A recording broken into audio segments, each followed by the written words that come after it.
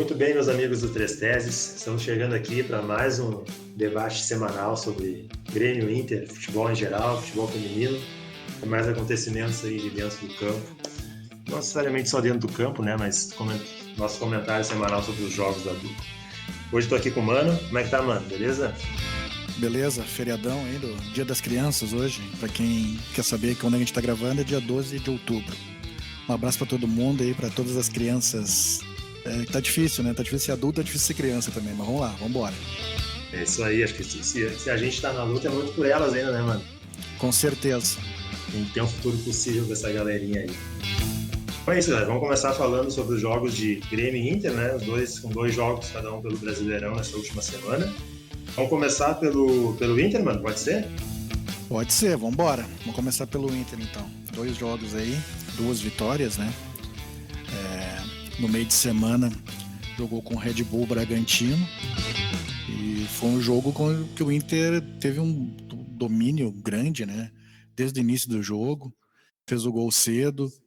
Foi um jogo controlado, assim. O Inter fez 1-0, continuou jogando de maneira controlada, fez o 2-0 e no segundo tempo, aí sim, só administrou o resultado, né? Poderia ter feito mais, mas administrou o resultado e me surpreende, assim, negativamente o Red Bull Bragantino. Não sei o que tu acha, porque a expectativa pelo projeto, né, era de um time que brigando ali pro meio de tabela para cima e não engrenou o time, né, cara, pro brasileiro. Pois é, cara, vejo assim, eu já vi alguns jogos do Red Bull Bragantino nesse campeonato. Acho que dá pra ver que é um time meio desequilibrado, né? Tu vê algumas peças assim interessantes do meio para frente, né? O Claudinho, o Arthur, o Alejandro, o próprio Tubarão, né? Sim. São jogadores regulares, assim, vamos dizer, para um time que busca um meio de tabela. Acho que até é uma nominata interessante do meio para frente. Mas aí, se tu olha as laterais e a zaga, né, cara, fica muito abaixo do que é o meio ataque. Eu acho assim que eles também, naquele negócio, eles fazem apostas, né? O projeto dele é feito de apostas em jovens, né?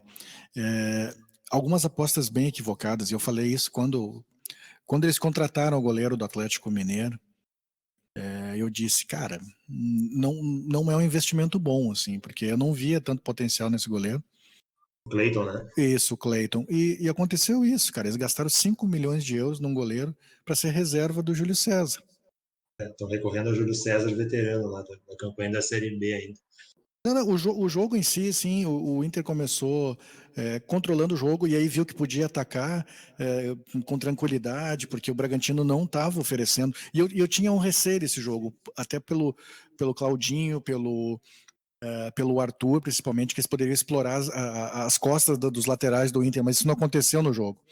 Em nenhum momento do jogo eles fizeram, atacaram as laterais, né? Então o Inter foi muito tranquilo e o gol cedo também, né? O gol cedo ele ajuda ao ter o controle da partida. Foi o que o Inter fez, né, cara? Sim, logo no começo do jogo, né, o Inter teve uma chance bem clara com o Potker, acabou ficando Sim. fraco, se não me engano. Aí logo na sequência o Alejandro teve uma boa chance que ele não alcançou um cruzamento. Aí até pensei, será que o jogo vai ser essa trocação só de ataque, né? Mas aí em seguida o Inter conseguiu o gol. E o interessante é que mesmo com 2 gols bem cedo, né, não baixou o índice de concentração do Inter no jogo. Isso manteve o jogo totalmente controlado. E no segundo tempo, aí o treinador do Bragantino acabou tirando o Arthur e o Claudinho ao mesmo tempo. Facilitou ali, facilitou. Era da onde poderia sair algum lampejo, né, alguma coisa para o Red Bull. Acho que o Inter controlou o jogo o tempo todo. Sim, destacar nesse jogo novamente uma boa atuação do Heitor. O cruzamento do primeiro gol é primoroso na cabeça do Galhardo, que tá no momento de centroavante matador, né, cara? Ele entra na área como centroavante e tá fazendo gols, né, cara? É incrível, Quando não assim. faz gol, dá assistência, né, cara? Os últimos 16 gols do Inter, ele participa diretamente de todos. De todos, Impressionante. não, é impressionante, uma fase espetacular, jogando com inteligência, né? E foi isso, não foi um jogo assim onde o Inter dominou e fez o que quis no jogo, né? Os 90 minutos, ele levou o jogo para onde quis, assim. Foi um jogo bem tranquilo, assim. Decepcionante, assim, o Red Bull Bragantino, né? Eu esperava mais. Mas o Inter fez o que tinha que fazer, né, cara? Pegou um time que não tá legal, foi lá mesmo na casa do adversário e fez os 3 pontos. Exatamente. Acho que a gente tem mais para falar do jogo contra o Atlético Paranaense, né? Esse jogo já foi mais complicado. Complicado também porque o Inter perdeu para esse jogo o Edenilson, que tinha voltado a jogar bem, depois de acabar essa história aí de ir para o mundo árabe, não se concretizou novamente essa negociação e parece que ele focou novamente no Campeonato Brasileiro, no Inter, e voltou a jogar bem contra o Bragantino, mas aí tomou o terceiro amarelo, não pôde jogar. O Bosquilha se machucou, né, teve uma lesão muscular, e aí ficou difícil para montar o time. Ele até montar o time contra o Atlético Paranaense. Eu até acho que ele pensou direito o jogo com o D. O Inter botou o que tinha de melhor em campo para jogar.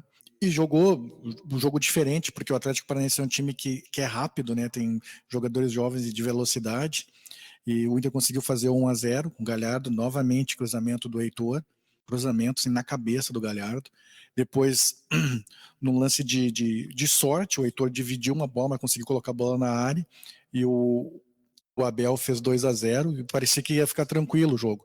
Só que logo em seguida tem um erro, uma troca de passes assim ridícula, né, no lado esquerdo ali, entre o Moisés e o Cuesta, eles perdem a bola, uma esticada para o Carlos Eduardo, que voa, né, cara, nas costas do Moisés, cruzamento, gol do Kaiser, né, para o Atlético Paranaense. E ali o jogo se tornou perigoso. Eu sabia que o segundo tempo ia ser perigoso. Gostei, cara, eu gostei do Praxedes, achei que ele foi o melhor jogo dele no Inter aí. Ele Tava jogou. jogando na dele, né, mano? Jogou por Sim, dentro. jogou por dentro, aparecendo pro jogo, segurando a bola, entrando na área. Ele entrou na área, fez uma jogada que poderia ter saído do gol no primeiro tempo ainda. O Inter podia ter matado o jogo, sabe? Esse é um problema do Inter. O Inter não mata o jogo assim e acaba correndo riscos, né? E no segundo tempo, era previsto que o Atlético Paranaense ia se atirar, porque eles estão com a campanha ruim no Brasileiro, eles iam se atirar. O Inter teve espaço para fazer o terceiro gol, não matou o jogo, e no final foi uma pressão, porque as opções de banco do Kudê eram muito limitadas, e ele tinha que trocar. Nesse calendário que a gente está jogando a cada 3 dias, com viagens no meio desses jogos, tu é obrigado a fazer as 5 substituições. Só que aí tu vê, quem tem para colocar? Se você botar um jogador de meio, quem vai colocar quem? É o Musto, não tem outro. E é ruim, aí coloca o Pote, que entrou mal demais de novo, mal demais, não conseguiu criar nada na frente e comprometeu atrás, fazendo faltas bobas, não acompanhando o lateral naquele lance, o último lance do jogo, que o Lomba fez 2 milagres. É ridículo a marcação entre aspas que ele faz no Abner, né? O Abner finge que vai cruzar, ele dá um pulo e deixa o cara avançar com a bola para fazer o cruzamento. Então, entrou muito mal mesmo. E aí a gente fica, quando o Kudê reclama, né, de poucas opções, de elenco curto, o pessoal torce o nariz. Mas é a realidade, né, ô Vicente? É a realidade. Cara, sobre esse jogo Inter e Atlético Paranaense, eu achei um bom jogo. Achei o melhor jogo dos 4 aí que a gente tem para comentar essa semana. Me surpreendeu muito o time do Atlético Paranaense, positivamente. Achei um time que conseguiu trocar passe no campo do Inter, jogou em velocidade pelos lados. Achei um bom jogo mesmo, né? Como tu já falou do Praxedes, achei que jogou na dele, jogou bem. Me surpreendeu a saída dele no segundo tempo, não sei, apareceu fisicamente, ele já está sentindo bastante o jogo. Eu acho ali também ele tomou 2 pancadas fortes no jogo, e aí eu acho que aquilo ali também para dar uma preservada, e aí eu acho que por isso que ele saiu. O Atlético Paranaense tem uma coisa boa, tem 2 laterais bons, né? O Abner é muito bom, né, cara? O Jonathan, apesar de veterano, é um cara muito inteligente para jogar na posição. Mas, cara, quando saiu para Sheds, eu não entendi muito por que entrou o Musso, entendeu? Achei que. Então, entendi a ideia, né? Como o Atlético estava trocando passe no campo do Inter, a ideia era para encher o meio e tal, dar uma segurada no Atlético, mas cara, não surtiu o efeito esperado, porque o Musto continuou fazendo aquelas faltas próximo da área. Tá muito mal, né? Muito mal Passes tecnicamente, né? enforcados, passes para trás, para o lado, essencialmente. Não sei se não seria melhor já ter entrado o D'Alessandro no lugar do Praxedes, então, para ter retenção de bola um pouco mais à frente. Talvez assim, ó, o que acontece? O Musto aí não está se justificando, tá entendendo? Porque ele entra para reforçar defensivamente o Inter, só que ele não consegue fazer isso. Ele não consegue. Sim, ele acaba sofrendo mais, né, cara? Exatamente, porque ele não consegue marcar, ele não consegue fazer desarmes, ele não tem posição física, ele dá passes exatamente o que tu falou, passes enforcados, laterais e para trás.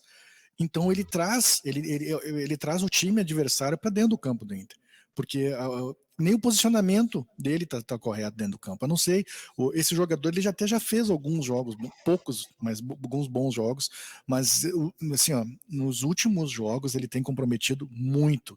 Talvez assim, a opção melhor, se tu quer colocar alguém ali junto e avançar o Lindoso, seria avançar o Zé Gabriel, até ali de volante. Ele fez isso contra o Red Bull e foi bem, né? Foi bem, porque o Musto não tá oferecendo nada, nem defensivamente, né? Sim, pois é, num contexto que tu já tem o Lindoso em campo, se justifica menos ainda essa escolha, né? Os poucos É, jogos bons que o Musto fez foi de primeiro, né? Na frente da zaga ali. exatamente. E poucos mesmo, não adianta, não dá para tapar o sol com a peneira, né? Poucos jogos bons e nos últimos jogos ele tem comprometido muito. Ontem novamente entrou mal. Ele e o Pote, que, cara, foi um negócio triste, assim, porque, cara, os caras não conseguiram acertar nada em campo. Eu acho que ele até não tinha ido tão mal lá em Bragança Paulista, mas realmente contra o Furacão É. foi bem E mal. aí o Atlético Paranaense ele começou a ver que dava para avançar, dava para agredir e foi para cima. Até porque o Inter não matou o jogo, teve chance para matar o jogo com o Marcos Guilherme 2 vezes, teve chance com o Yuri Alberto que entrou bem, esse entrou bem. Deu para ver, né, mano, que com os 2 gols cedo, a estratégia do Cudê foi realmente deixar mais a bola para o Atlético e jogar no erro do Atlético. E o Inter criou chances nesses erros, né, do Atlético. Sim, poderia ter matado, mas realmente foi um jogo tecnicamente bom, os dois times querendo jogar, querendo atacar, e assim, o Atlético Paranaense ele tá numa posição que ele não deveria estar. Eu já vi alguns jogos, o jogo contra o Ceará foi ruim, sabe? O Atlético Paranaense foi ruim. Não que ele merecesse perder, que ele jogou muito pior que o Ceará, mas não foi um jogo onde ele se impôs, assim. Contra o Inter ele jogou melhor. Mas o Inter facilitou, assim, né? No segundo tempo, a entrada do Musto, a entrada do Pote, que deixou o time muito enfraquecido. Só que eu sei, ao mesmo tempo eu sei que precisa trocar, e os caras que tem no banco são esses, né, cara? A gente vai ter que se acostumar com isso, né, que ainda não se acostumou, que o campeonato vai ser de oscilações, né, cara? Ninguém vai conseguir manter uma regularidade de atuação, talvez exceto o Atlético Mineiro, pelo calendário mais leve que vai ter, por só ter uma competição, mas todo mundo vai oscilar, né, cara? É impossível não oscilar. Com certeza, eu tava vendo o jogo o clássico, né, da Vasco e o Flamengo suou, cara, para ganhar, não Primeiro foi um tempo, o jogo, Vasco foi muito bem no jogo. né, suou, não foi um jogo tranquilo não pro Flamengo. E em relação ainda, para finalizar, Inter e Atlético, de novo os pontos na conta do Lomba, né, cara? As duas defesas no final, impressionantes, tipo, goleiro de alto nível. Cara, as duas defesas no final, o negócio realmente ele pagou a conta, né, dos erros aí de alguns jogos da retomada do futebol, porque a primeira defesa, que a bola tá saindo dele, né, que é muito perto, ali é puro reflexo, e a segunda é do cara tá esperto, ele fez a defesa, já levantou, porque se é um Senso de goleiro, posicionamento, né? porque se ele faz a defesa e fica, né? Porque às vezes acontece o goleiro fazer a defesa e ficar, não ter a explosão para a segunda, né? Para a segunda defesa, mas ele teve, ele explodiu na primeira, que ele conseguiu buscar uma bola muito difícil no canto, e aí conseguiu se recuperar e já explodir para a segunda defesa ali e garantir os 3 pontos. É aquilo que eu digo, é quando o goleiro garante os 3 pontos, né, cara? E ontem o Lomba garantiu os 3 pontos do Inter.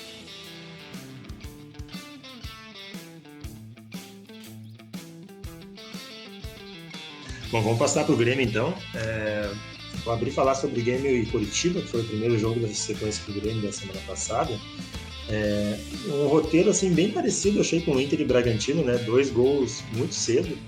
Em 12 minutos o Grêmio tinha 2-0 e que deu para ver que enquanto o Grêmio teve bem equilibrado em campo em termos de escalação, concentrado no jogo e aplicado, a diferença entre Grêmio, mesmo em uma fase não tão boa, e o Curitiba é aquela ali, cara, 2 gols em 12 minutos, porque o Curitiba realmente é muito fraco.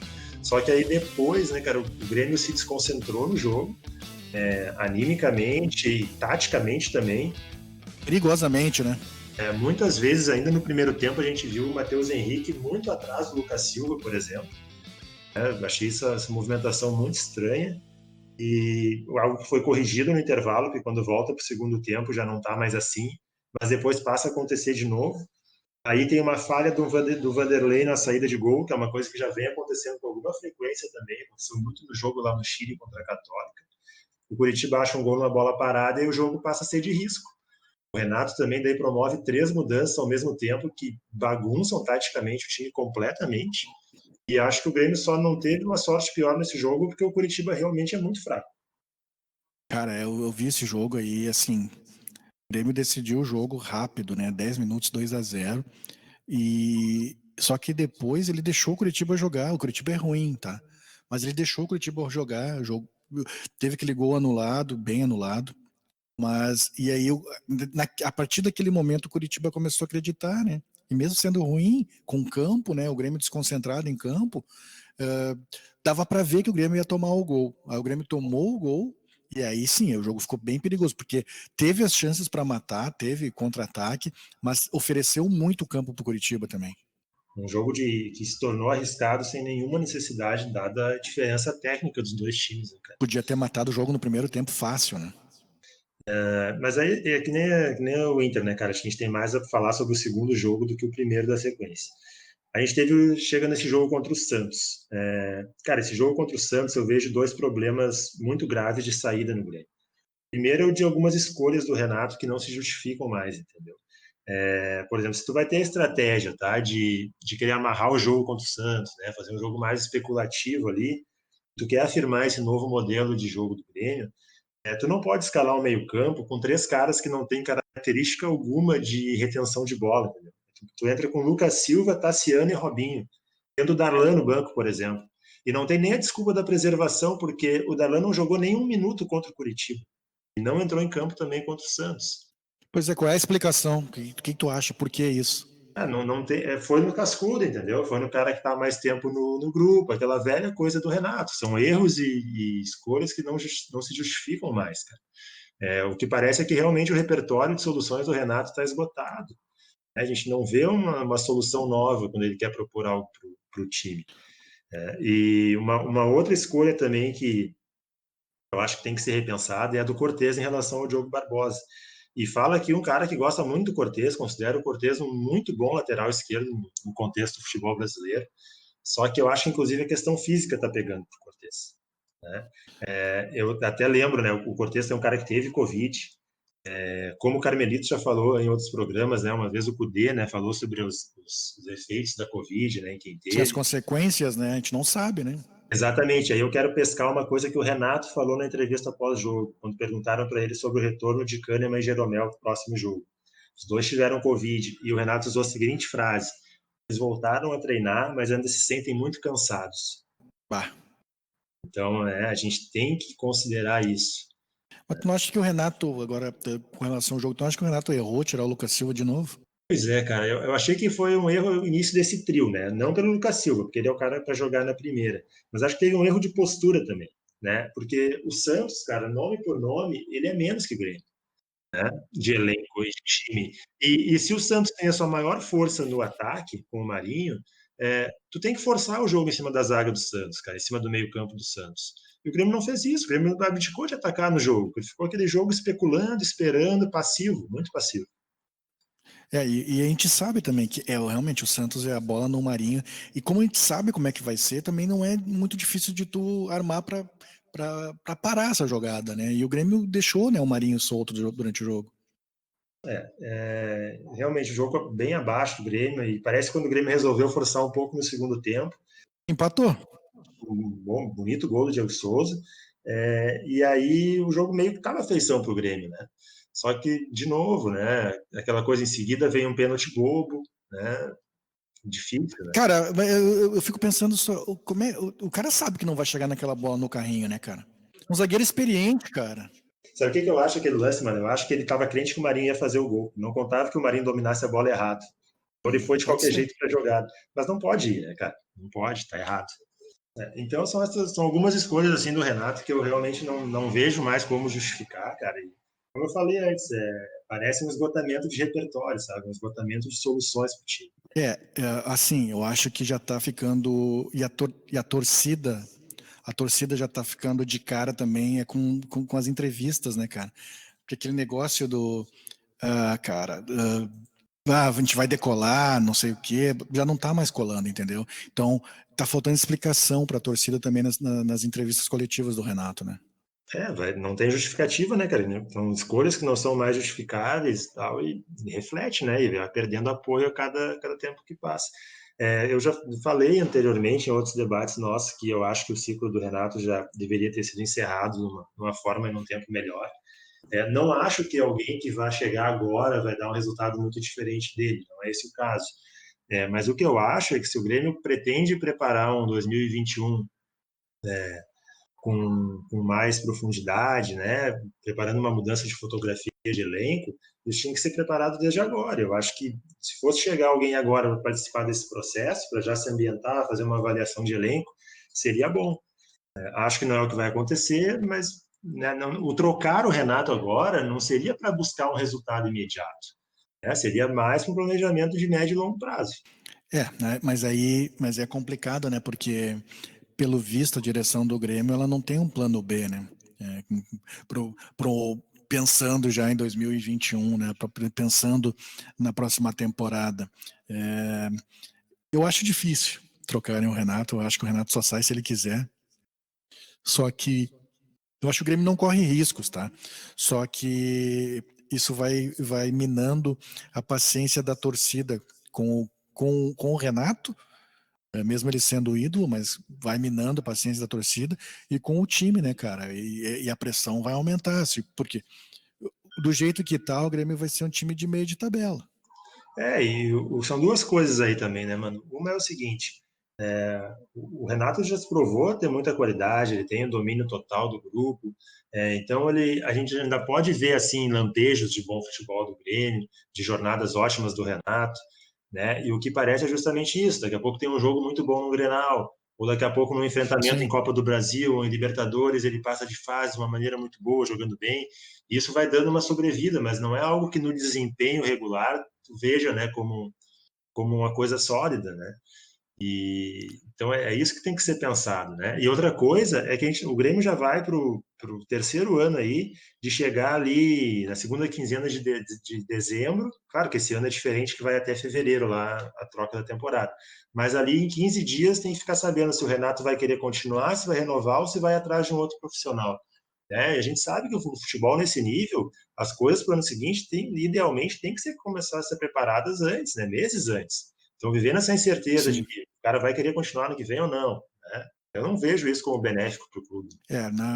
E agora, sim, vai ter que escolher, né? Vai ter que fazer algumas escolhas da direção do Grêmio, né? O que ela quer? Se já quer pensar a próxima temporada e aí fazer uma mudança e já pensar na mudança de fotografia do elenco também, porque isso aí vai ser inevitável, né, cara? Eu acho, assim, que vai ser inevitável trocar algumas peças, esses jovens que estão subindo, eles vão ter que ter espaço, o Grêmio vai ter que contratar alguns jogadores para dar sustentação para quem está subindo, mas vai ter uma mudança, eu acho, de fotografia. Mas será que essa vai ser a aposta da direção, ou a direção vai seguir apostando nesse modelo com o Renato bancando, né? E aí, tipo, conseguindo eventualmente um bom resultado numa das Copas e no Brasileiro aí patinando, mas conseguindo ficar ali na parte de cima.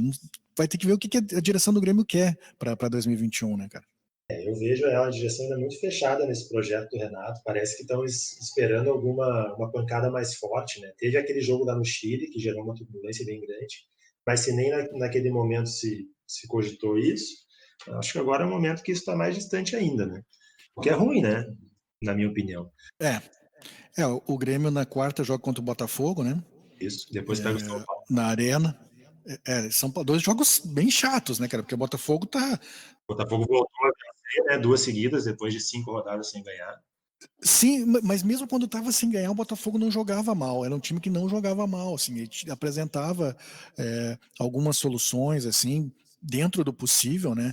E ontem ganhou do Sport Recife lá na Ilha do Retiro. Na Ilha do Retiro. Então, vai ser um jogo complicado. Se o Grêmio faz um gol cedo, aquele negócio. Tudo depende do início de jogo, né? Faz um gol cedo, aí consegue controlar melhor. Mas o Botafogo é melhor que o Curitiba, né? Bem melhor que o Curitiba. O Grêmio não pode largar o jogo de mão como fez contra o Curitiba. Depois do São Paulo é um jogo bem difícil, porque o time do São Paulo tem bons jogadores e agora começou com 2 vitórias, boas vitórias, uma no Clássico contra o Palmeiras. É aquele negócio, pega confiança, e aí é um time confiante, é um time bem mais difícil de ser batido. Eu vi Palmeiras e São Paulo, achei o São Paulo muito bem no jogo. Muito bem mesmo. Mas, mano, ainda para pegar um gancho de Santos e Grêmio, eu deixei para falar separado sobre a arbitragem, porque acho que esse jogo aí ele tem alguns assuntos de arbitragem que nos faz levantar, tá? Não, e deixei para falar separado da análise de campo, porque eu acho que, primeiramente, o resultado ele é fiel ao desempenho das equipes em campo. A vitória do Santos é absolutamente justa, não tem nada a ver com a arbitragem diretamente, assim, né? Mas, assim, Grêmio e Santos, tá? Os dois tiveram azar de pegar uma dupla de árbitro central e de VAR, os piores do que a gente tem aí hoje no quadro da Série A, tá? Quando eu fiz o curso de arbitragem da Federação Gaúcha, né, uma das atividades que a gente tem no curso é fazer relatórios semanais de alguns jogos indicados para analisar desempenho de arbitragem. E 2 desses jogos que eu tive que fazer relatório foram do Braulio Machado. É muito ruim, né? Eu não me lembro bem que foi um jogo Atlético Paranaense e Inter na Arena da Baixada. Tá? O Braulio Machado, ele é um árbitro que ele apresenta problemas físicos há muito tempo. Se a gente reparar nele, ele se desloca somente na faixa central do campo, de intermediária a intermediária, raramente fazendo uma aproximação em direção à lateral ou uma diagonal. Isso prejudica muito o desempenho dele. Ontem, no segundo tempo, tem um lance que o volante Jobson do Santos, ele dá uma solada do Luiz Fernando, o Luiz Fernando dá um passe e ele chega atrasado e pega de sola no tornozelo. O Braulio não dá nem falta, porque ele está muito longe do lance. E seria segundo amarelo para o Jobson, né? No mínimo pelo tipo de jogada. E aí a gente chega no VAR, que é o Wagner Huey, que é um cara que é muito inseguro no apito e nas decisões dele. E aí a gente tem os seguintes problemas, tá? Pênalti para o Santos, indiscutível, mão aberta o Paulo Miranda, Braulio viu na hora em campo, marcou, beleza. No segundo tempo tem o possível pênalti para o Grêmio, da mão do Felipe Jonathan, né, no braço, para trás, né, ampliando um pouco o espaço para o lado, lateralmente para trás. Cara, é o tipo do lance que o VAR tem que pelo menos chamar o árbitro para ver.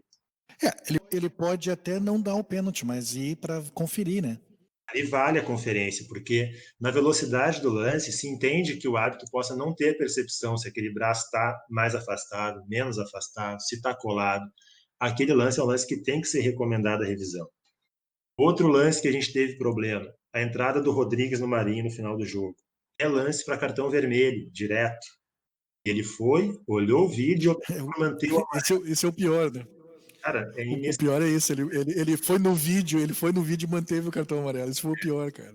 Bem difícil, né, cara? Então foi uma atuação realmente bem ruim, mas de 2 árbitros que a gente já tem um histórico de problemas. Mas ele é um árbitro ruim, ele normalmente apita mal. Ele é inseguro, ele fica. Se tu olhar assim, dos árbitros que, desde que o VAR foi implementado, ele é o árbitro mais inseguro. Ele talvez seja um dos árbitros que mais recorre ao VAR. Se fizesse uma estatística aí de árbitros que mais recorrem ao VAR, é esse cara aí. É incrível a insegurança dele dentro do campo. E a gente vê, né, mano, como às vezes um problema originário pode causar muitos outros na arbitragem. Essa insegurança dele, né, que acaba demonstrando, acho que tem muito a ver com o problema físico dele. O problema físico faz ele não acompanhar a jogada da onde tem que acompanhar, o que vai acarretar em marcações equivocadas, reclamação dos jogadores, um clima de tensão dentro da partida que vai gerar insegurança no cara. Entendeu? Às vezes pode ser isso, é uma bola de neve de coisas que vão acontecendo. Mas assim, para não ficar só, né, a gente comenta arbitragem e aí só comenta quando dá problema, né, quando eles vão mal. A gente tem aí, cada vez ganhando mais espaço na Série A, alguns bons árbitros, né? Eu gostaria de citar 4 aqui. O que apitou o jogo do Inter contra o Atlético Paranaense, o Bruno Arleu, do Rio de Janeiro. É um bom árbitro, ele tem muita consistência nas atuações dele. É um cara que eu acho que, considerando o Rio de Janeiro, desde que o Marcelo de Lima Henrique, que ainda está apitando aí, é um grande árbitro, talvez ele seja o melhor, né? Teve aí o Périx Bassols e tal, que eu pessoalmente não gostava muito do estilo. Eu não gosto do Bassols também. Mas o Bruno Arleu é muito bom, o Bruno Arleu do Rio de Janeiro. Tem a Edna, que para mim é a mais regular, né, de todos, do quadro da arbitragem, pita muito. Flávio Rodrigues, eu gosto bastante, de São Paulo. E o Caio Max, do Rio Grande do Norte. Acho 4 Bons Cara, árbitros. A Edna é muito boa árbitra, cara. Ela é muito segura e ela não deixa os jogadores fazer pressão. Eu vi, eu acho que uns 4 jogos dela nesse brasileiro e todos os 4 jogos ela apitou muito bem. São marcações com muita convicção, né, mano? Tu não vê ela titubear, não tem deixar rolar, Exatamente. né? É muito convicta nas marcações, né? Então, cara, sobre a arbitragem, realmente, o Santos e Grêmio deu pano pra manga porque realmente foi ruim. Né? Acho que vale falar. Eu que defendo tanto os caras, quando vai mal assim, não tem defesa.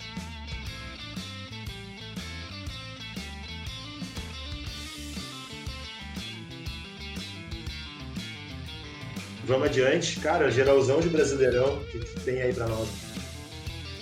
Cara, o destaque, assim, a vitória do São Paulo no clássico contra o Palmeiras, né?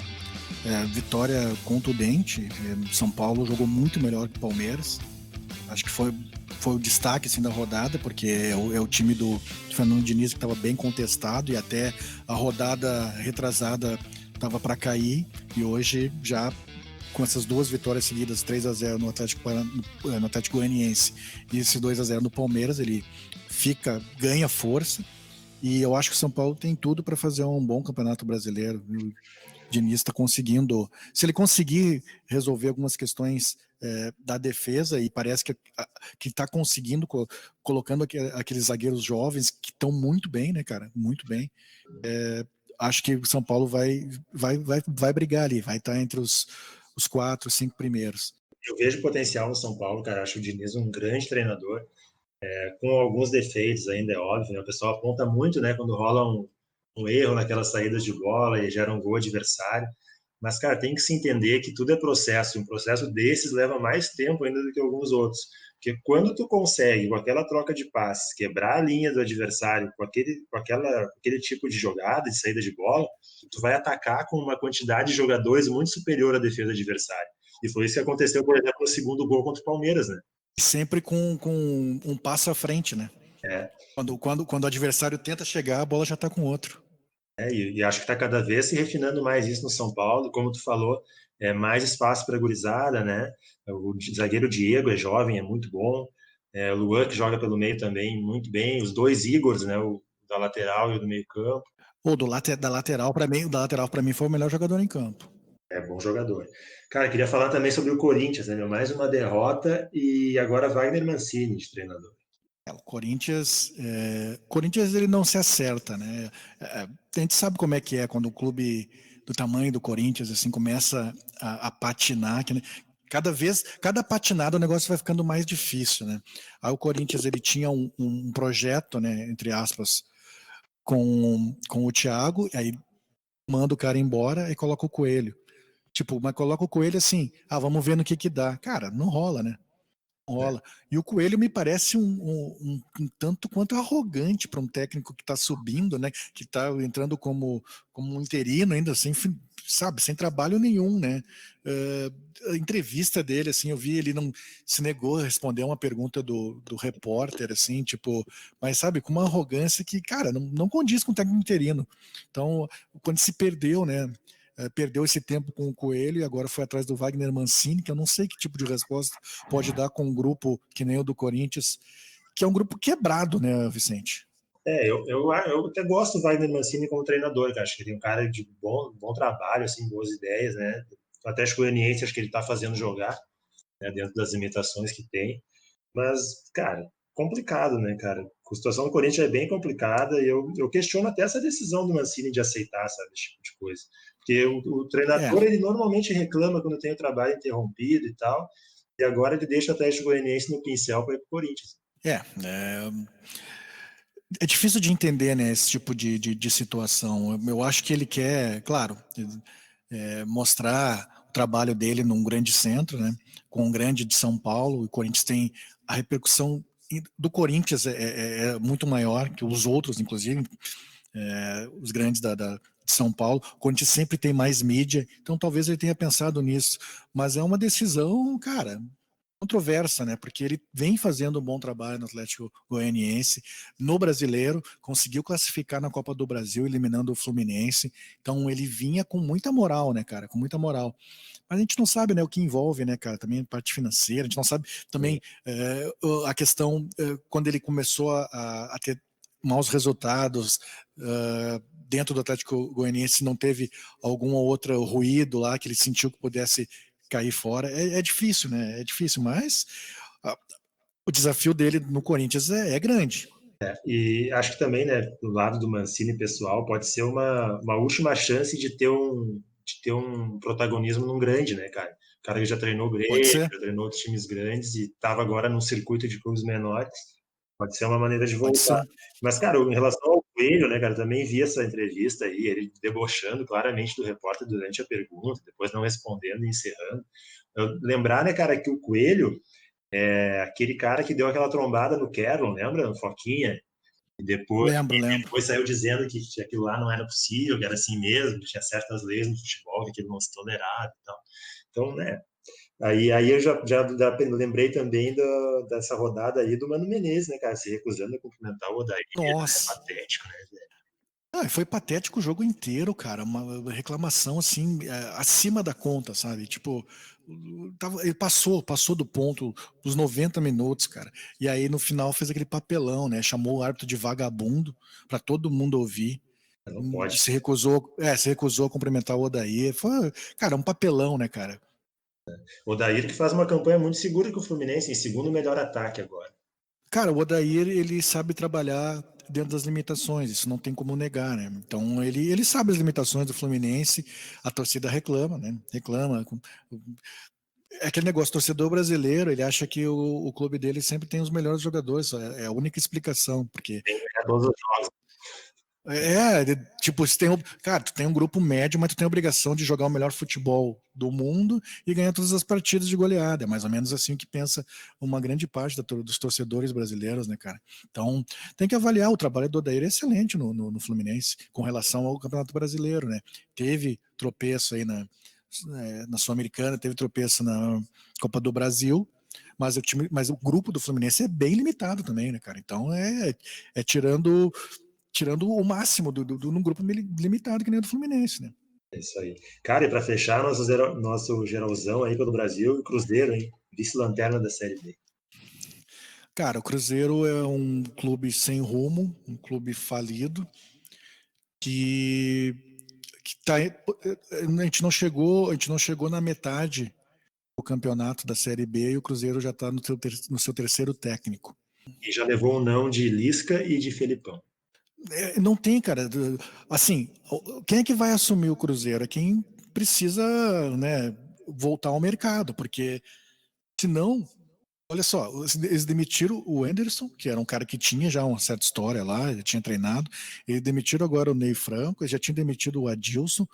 Quem é que vai pegar essa bomba? Porque é uma bomba, né? Porque dentro de campo não joga. Ontem empatou com o Oeste, que é o Lanterna. Já tem, assim, a não ser que aconteça uma recuperação milagrosa, o que é muito difícil, o Cruzeiro vai permanecer na Série B.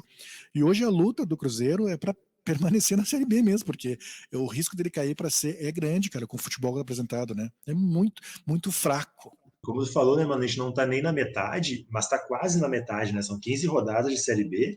Então, o horizonte do Cruzeiro de pensar em subir, ele já está muito longe. Tem que se preocupar em se Longe, manter hoje em longe. dia na Série B. E a gente vê, né, pelos nomes agora que o Cruzeiro tentou, Lisca e Felipão, que a busca é por um choque de vestiário, né? Alguma palavra forte, alguma Sim. coisa assim. Então, realmente é um navio sem rumo.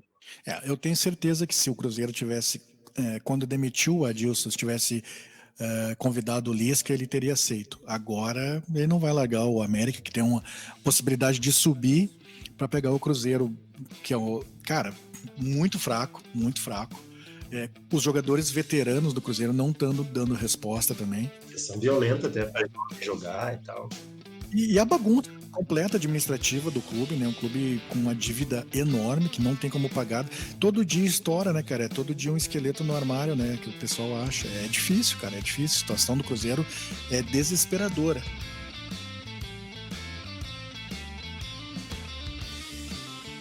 Cara, vamos passar pro feminino? O feminino teve aí tá se encaminhando pra. Só tem mais um jogo nessa fase, né? Do feminino. Isso aí. O Inter ganhou do Audax 9-0. O Audax já esperava uma goleada, né? O Inter deve fechar em terceiro, né, cara? Provavelmente, porque tem um jogo contra o Minas na última rodada. E o Minas já não tem chance de rebaixamento nem chance de classificação. Então a tendência é o Inter fechar em terceiro. E o Grêmio também continua em oitavo ali. Vai depender da última rodada, né? Eu vi o jogo do Grêmio contra o São José, tá? O Grêmio marcou passo nesse jogo, né? Como a gente tinha falado na semana passada, era o jogo para garantir a classificação. O Grêmio São José em casa. O Grêmio sofreu um gol de pênalti, logo no começo da partida. Em seguida, teve um pênalti ao seu favor que a Karina desperdiçou. A goleira até fez uma boa defesa, foi um chute forte, mas não foi um chute nem muito alto, nem muito para o canto. Então acabou facilitando um pouco para a goleira. Depois o Grêmio até conseguiu um empate, né? No segundo tempo pressionou bastante. No último lance teve uma bola na trave com a Gisele, mas acabou sendo punido aí por esse pênalti perdido, né? E o gol sofrido no começo do jogo ficou no 1-1. O resultado até não foi tão ruim, porque o Flamengo perdeu para o Palmeiras, né? A briga do Grêmio é direta com o Flamengo pela oitava vaga. E os dois têm adversários difíceis na última rodada, né? O Grêmio pega o São Paulo e o Flamengo pega o Kinderman, né? Então, eu acho que ainda o Grêmio classifica em oitavo. O Kinderman ainda briga por posição, né? Tá classificado já, mas briga por uma melhor posição para o cruzamento na segunda fase. O Flamengo, apesar de jogar em casa, e o Grêmio joga fora contra o São Paulo, né? O Grêmio, acredito que com um empate vai se classificar, porque o Grêmio empatando e o Flamengo vencendo, o Flamengo precisaria tirar 4 gols de saldo. Não tira. Até porque o Kinderman é um time forte, né? Dificilmente vai tomar uma diferença de 4 do Flamengo. Mas o Grêmio precisa pelo menos um empate contra o São Paulo, né? Não é um resultado simples, mas acho que tem até condição de conseguir. Eu acho que com o empate está classificado. Então é isso aí, vamos para a última rodada de feminino e depois ver os cruzamentos, né? O Grêmio, se classificar, vai pegar Corinthians ou Santos. O Corinthians é um timaço, né, cara? O caminho é dureza, né, cara? Mas vamos acompanhar como é que vai ficar os cruzamentos aí do feminino.